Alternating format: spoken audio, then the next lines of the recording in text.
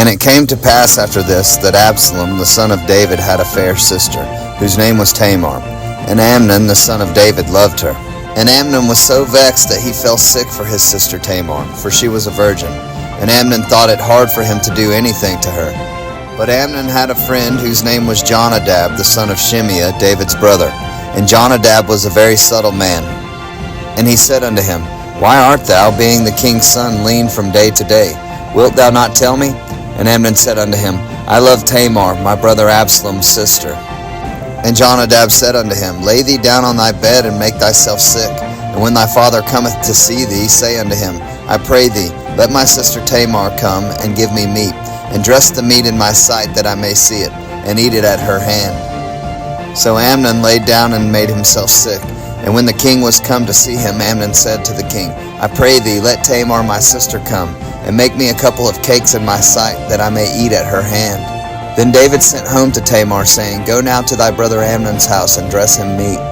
So Tamar went to her brother Amnon's house, and he was laid down. And she took flour, and kneaded it, and made cakes in his sight, and did bake the cakes. And she took a pan, and poured them out before him, but he refused to eat. And Amnon said, Have out all men from me. And they went out every man from him. And Amnon said unto Tamar, Bring the meat into the chamber, that I may eat of thine hand.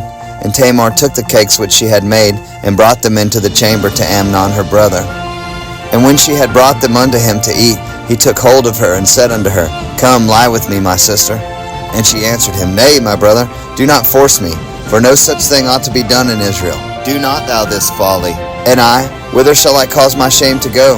And as for thee, thou shalt be as one of the fools in Israel. Now therefore, I pray thee, speak unto the king, for he will not withhold me from thee. Howbeit, he would not hearken unto her voice, but being stronger than she, forced her, and lay with her. Then Amnon hated her exceedingly, so that the hatred wherewith he hated her was greater than the love wherewith he had loved her. And Amnon said unto her, Arise, be gone. And she said unto him, There is no cause. This evil in sending me away is greater than the other that thou didst unto me. But he would not hearken unto her.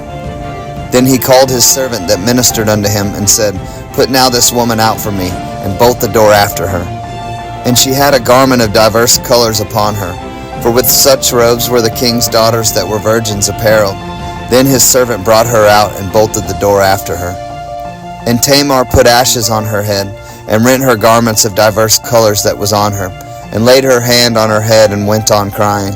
And Absalom her brother said unto her, Hath Amnon thy brother been with thee?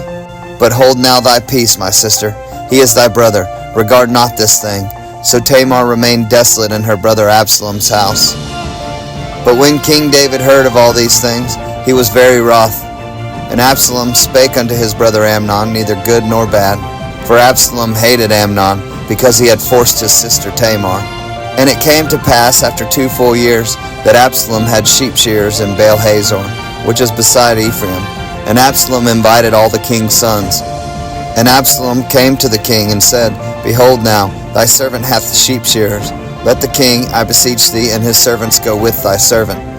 And the king said to Absalom, Nay, my son, let us not all now go, lest we be chargeable unto thee.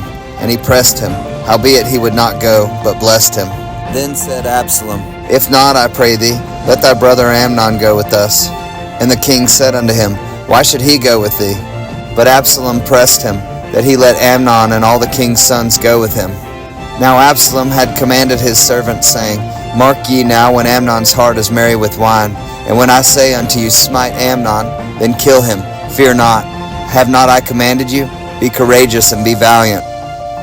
And the servants of Absalom did unto Amnon as Absalom had commanded. Then all the king's sons arose, and every man gat him up on his mule and fled.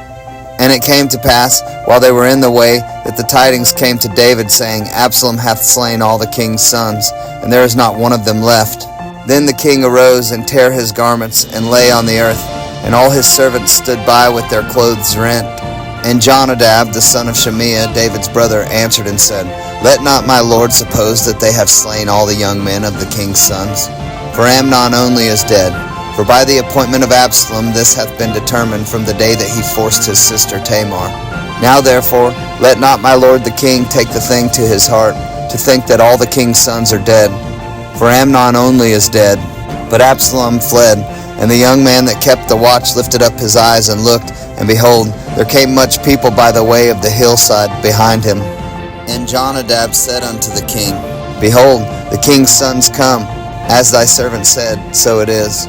And it came to pass, as soon as he had made an end of speaking, that, behold, the king's sons came, and lifted up their voice and wept.